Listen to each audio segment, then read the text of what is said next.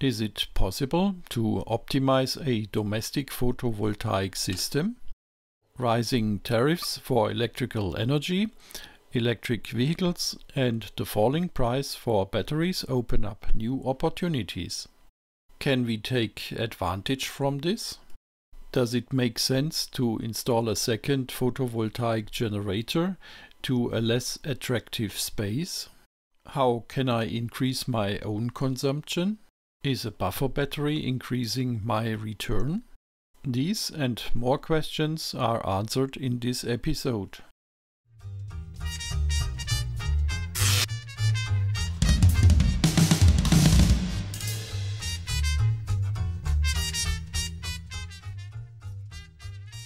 Recently, we unveiled a rigorous solar power simulation tool.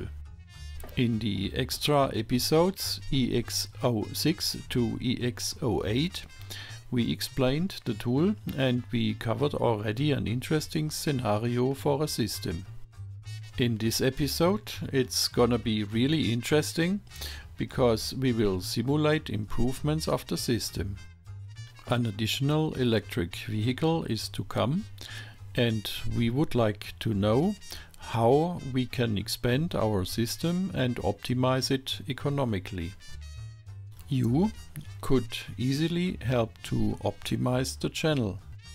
Just like the video and subscribe to the channel. This is a typical situation with many private solar generators. As mentioned, it was subject to the last episode.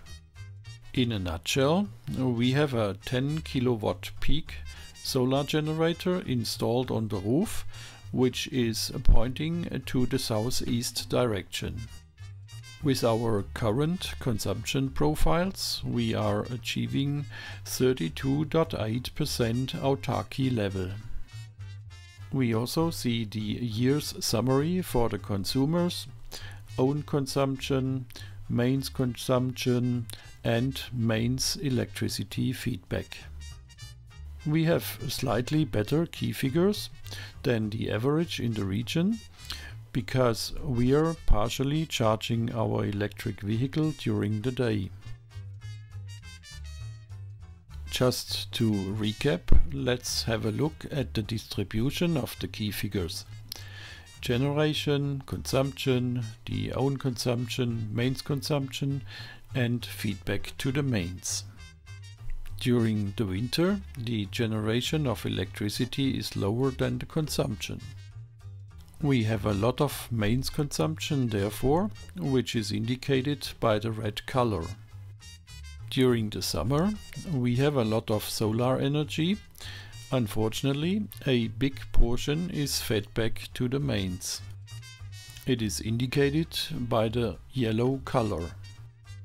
Only during the weekend we can manage to bring the high consumption from the car charging in sync with the production of electricity. As an effect of this, the red color is turning into blue during the weekend, which indicates own consumption. Let's come up with some ideas on how to improve something here. The first idea is to control the consumption.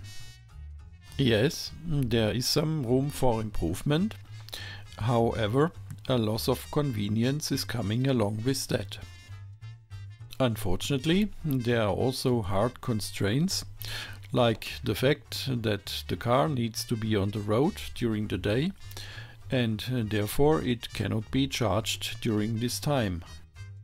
Can we do something on the electricity generation side? Installing a wind generator is not an option in the city of Stuttgart, because the yield would be too low. However, it will be quite interesting elsewhere, and we will come back to this idea for a scenario at a windy location. A feasible idea seems to be this.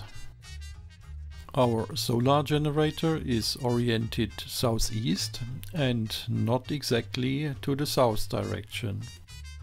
This is the reason why the solar electricity generation gets weak in the late afternoon.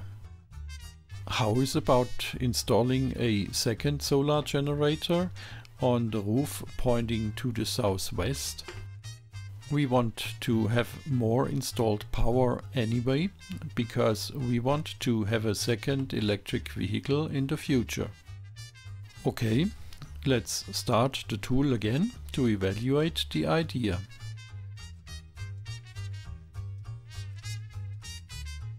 For this kind of investigations, it is a good idea to open two windows of our Excel tool, like I did here. In case you have more than one screen, you can open even more windows to observe more key figures and charts at the same time. Okay, now back to the tool. Recently I created an update with some improvements in the tool. Just in case you are wondering why the picture of the front page is looking slightly different now. We go to the generators sheet and we find here the parameters of the solar generator we discussed earlier. Now our second solar generator could be mounted on the southwest side of the roof. The azimuth angle is 90 degrees more than from the first one. So we insert 245 degrees for the azimuth angle. The elevation angle is the same. We have space to install 7 kilowatt peak on that part of the roof. Our graphic immediately indicates that the late afternoon hours are covered better now. The efficiency is 76.4%, which is a bit lower than the efficiency of the first generator. But anyway, looking at the graphics, it seems to be a good idea. And wow!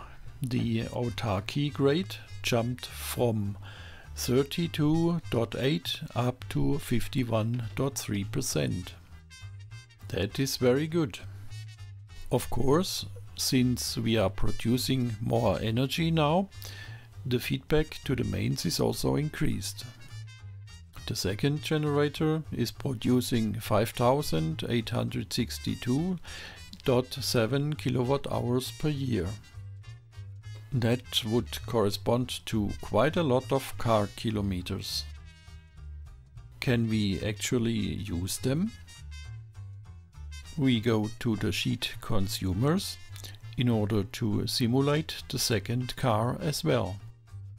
Now this car is really the workhorse that is out in the streets during the day and is charged only during the night. It comes together with a stronger wall box which delivers 11 kilowatts. Okay, our overview charts are showing us that our mains consumption is rising again and the grade of autarky is pushed back to 31.7%. This was expectable because we charged a new car which is making a lot of kilometers purely during the night. The analysis charts are showing us that we partially solved our sync problem, but with the charging of the new car during the night we got a new sync problem. The next idea is to apply a buffer battery. We go to the sheet Battery and Analysis. We can define the capacity of a battery here.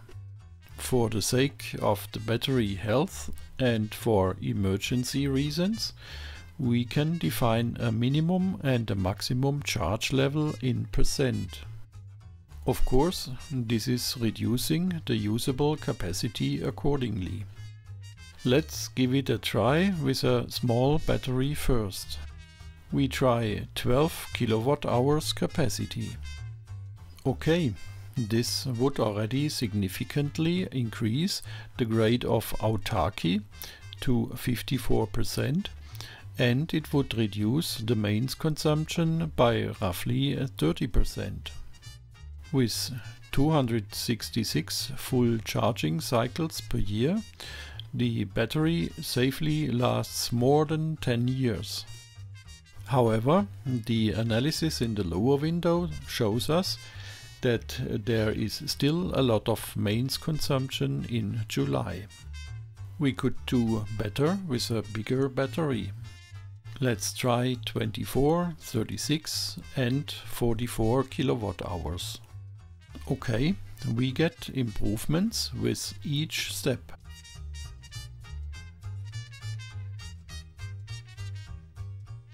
We reach 75.8% autarky over the year with 44 kilowatt hours, and we even achieve full autarky during the summer.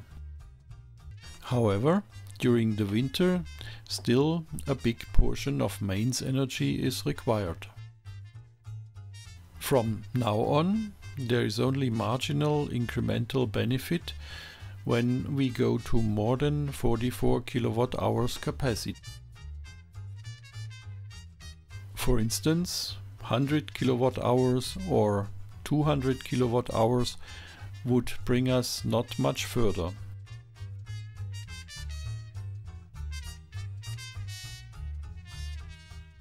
In case we want to reach 100% autarky, we would need another approach. We will come back to that in a later episode. Now we want to understand the economics of a battery. And for this we change the size of our windows a bit.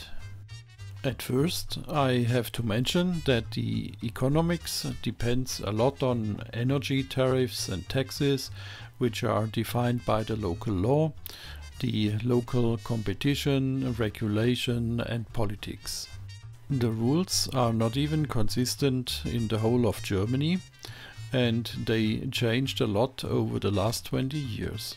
I'm simplifying this a bit here, but the principle is always the same. However, if you want to make a concrete case, you need to consider your current local regulations.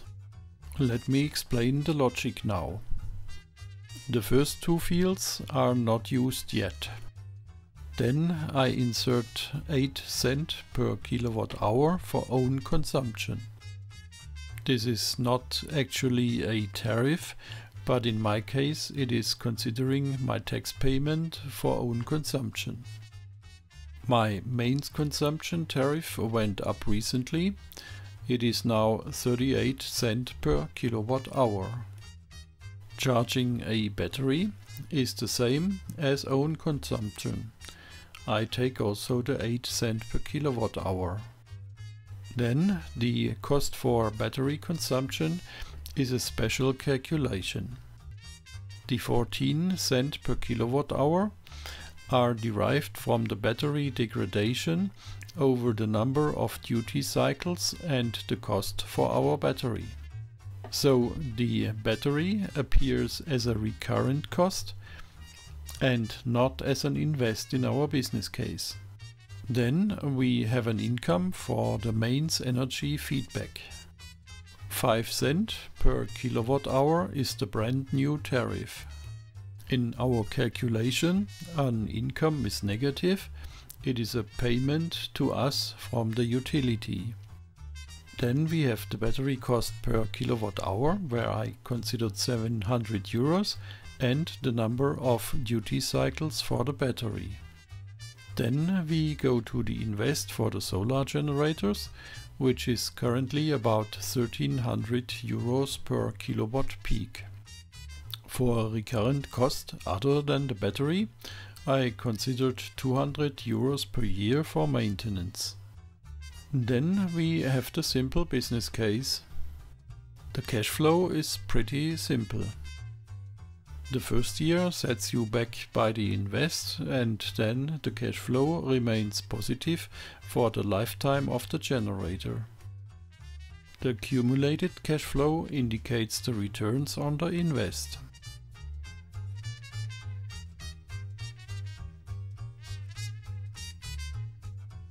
In our case without battery, your returns are getting positive after 13 years. Now we are coming back to one of our initial questions. Can we improve the economics of the system with a buffer battery? We try the small 12 kWh battery first. And we get a faster return after 11 years with the battery.